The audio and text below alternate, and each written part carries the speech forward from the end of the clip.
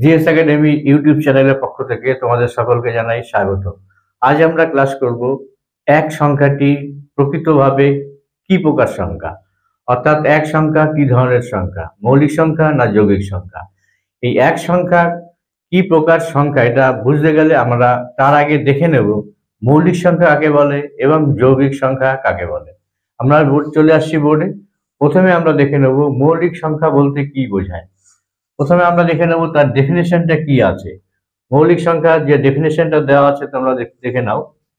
এক অথবা সেই সংখ্যা দিয়ে ছাড়া অন্য কোনো সংখ্যা দিয়ে ভাগ করলে মিলবে না, এমন ধরনের সংখ্যাকেই আমরা বলছি মৌলিক সংখ্যা। অর্থাৎ এক এবং সেই সংখ্যা ছাড়া অন্য কোনো সংখ্যা দিয়ে ভাগ করলে যদি না মেলে তাহলে সেই সংখ্যাকে আমরা বলছি মৌলিক সংখ্যা।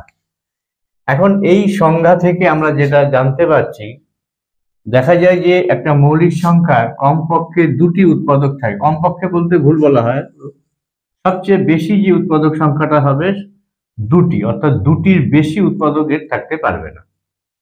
যেমন 3 একটি সংখ্যা, এই 3 সংখ্যাকে যদি আমরা এটাকে উৎপাদক করি বা এর গুণনীয়ক বের করি তাহলে একমাত্র 1 দিয়েই ভাগ যায়, আর তোমরা 3 দিয়ে দিলেও একই থাকছে। তাহলে 3 এর যে উৎপাদক পেলাম 3 into 1, অর্থাৎ দুটি উৎপাদক।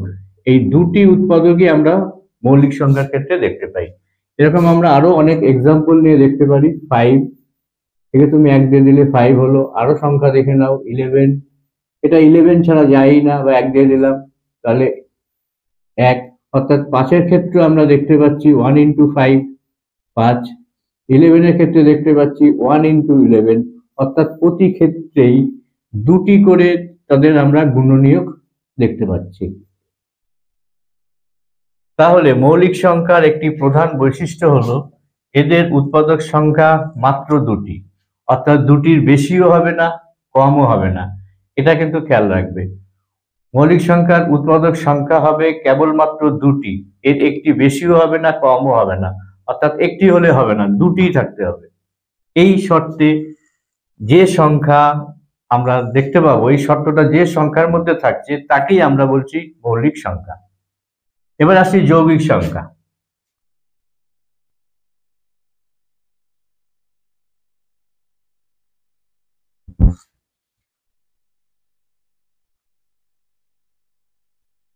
যৌগিক সংখ্যা কাকে বলা হচ্ছে সংখ্যাটা তোমরা দেখে নাও।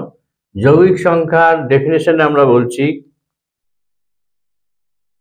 যে সংখ্যার এক ও ওই সংখ্যা ছাড়াও কমপক্ষে আরো একটি উৎপাদক আছে তাকে যৌগিক সংখ্যা বলছে। অর্থাৎ যে সংখ্যার এক ও ওই সংখ্যা ছাড়াও আরো একটি উৎপাদক আছে তাকে আমরা বলছি যৌগিক সংখ্যা। তাহলে এখন যৌগিক সংখ্যার আমরা এবার এক্সাম্পলটা দেখে নিই। যৌগিক সংখ্যা যেমন সব থেকে ছোট সংখ্যা আমরা বলতে পারি 4 একটি যৌগিক সংখ্যা। 4কে আমরা 2 দিয়ে ভাগ করলাম তাহলে 2 হলো। তাহলে 4 এর উৎপাদক হচ্ছে কটি দেখো, 4 এর উৎপাদক পাচ্ছি আমরা 2 into 2, আবার 4 এর উৎপাদক পাচ্ছি 1 into 2, তাহলে 1 2 4, সরি 1 into এটা 4 হবে। তাহলে 3টি উৎপাদক পেলাম। এরকম আরো সংখ্যা ধরি, 10 একটি সংখ্যা, 10কে আমি 2 দিয়ে দিলাম 5 হলো। তাহলে আমরা পাচ্ছি 10 সমান সমান 1 into 10 একটা হলো, আর একটা পাচ্ছি 10 5 2 into 5, তাহলে 1 2 5 10। 4টি আমরা এখানে গুণনীয়ক পেলাম, এখানে 3টি পেলাম। আর মৌলিক সংখ্যার ক্ষেত্রে যেটা আমি আগে দেখিয়েছিলাম তোমরা দেখে নাও, এখানে প্রত্যেকটির দুটি করে উৎপাদক আছে, অর্থাৎ গুণনীয়ক আছে। এইখানে আমরা দেখতে পাচ্ছি যে এই যে 4 সংখ্যাটি, এর থেকে 3টি উৎপাদক পেলাম, অর্থাৎ গুণনীয়ক পেলাম, এর পেলাম 4টি। তাহলে যে সংখ্যার কমপক্ষে 3টি গুণনীয়ক থাকবে, অর্থাৎ এক অথবা সেই সংখ্যা ছাড়াও অন্য আরেকটি উৎপাদক আমরা 2 পেলাম এখানটায়। এক অথবা সেই সংখ্যা 10 ছাড়াও আমরা 2 পেলাম 5 পেলাম, অর্থাৎ অন্য আরো উৎপাদক বা গুণনীয়ক আছে। তাহলে সেই সকল সংখ্যাকে আমরা বলছি যৌগিক সংখ্যা। তাহলে মৌলিক সংখ্যা যৌগিক সংখ্যার যে ডিফারেন্সটা পেলাম, এটা আমি এই কারণেই বুঝিনি তোমাদের দেখে নিতে সুবিধা হবে। এখানে আমি 3টি পেলাম, উৎপাদক, আর এখানে পেলাম 4টি। 4, 5, 6, 7 আরো অসংখ্য হতে পারে যৌগিক সংখ্যায়। তাহলে এবার আমরা দেখে নেব এক সংখ্যাটি তাহলে কি। এবার দেখে নেওয়া যাক, এটা ছিল মৌলিক সংখ্যার বৈশিষ্ট্য, এটা আমরা পেলাম যৌগিক সংখ্যার বৈশিষ্ট্য। এবার আমরা দেখে নেব এক সংখ্যাটি তাহলে কি সংখ্যা।